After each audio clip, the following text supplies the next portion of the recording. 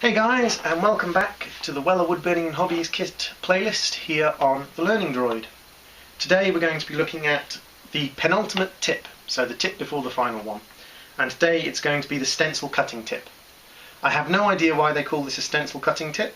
Apparently, according to the instruction manual you get, it's great for cutting craft pattern stencils from mylar or other such materials. Never used it for that. But I have used it for wood burning, guys, and I've used it a lot. In fact, it's one of my most charred bits, one of my most used bits. The only one I think I've used more than this, guys, is the dotting tip. And ironically, I've used this bit more for my pointless style, my dotting style, than I use the dotting tip. Because I do quite small works, guys. The very fine point on this tip, if I show you. Once again, let's see if I can get it to focus and show correctly. The very fine point on this bit, guys, is, in my opinion, far better for a very small scale pointless style, because you get finer dots. I'm sure some people do cut stencils with it, guys. I never have. I don't know how to. I wouldn't try to anyway. Personally, I wouldn't try to cut plastics and mylars and anything else with this, with a heated machine. But guys, that's the penultimate bit.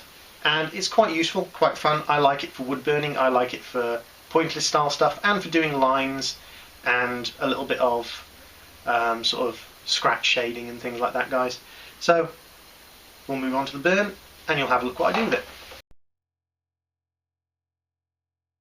Hey guys, so here is what they call the pattern cutting bit. I don't know why, because I've never used it to cut patterns, but maybe some people do.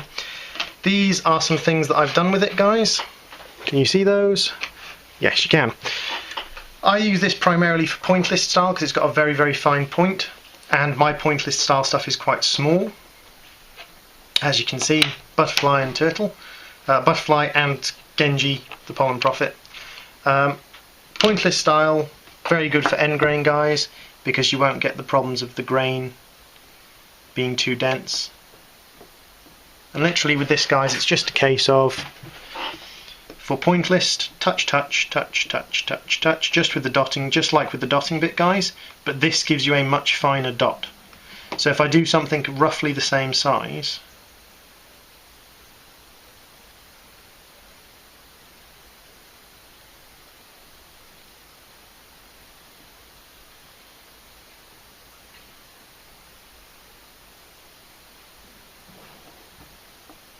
do a slightly smaller one.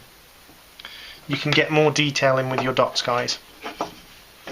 Other than that, let's find a bit of wood that I haven't completely burnt to oblivion. Other than that, guys, it's pretty much the same as always. Straight line,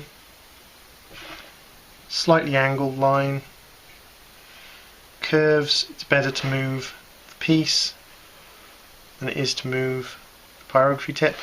Problem with curves on pine, guys, is you're always going to struggle to get curves neat on pine because of the grain. Cuts quite deep, guys, is very good for edging and things because it's got a quite nice sort of flat.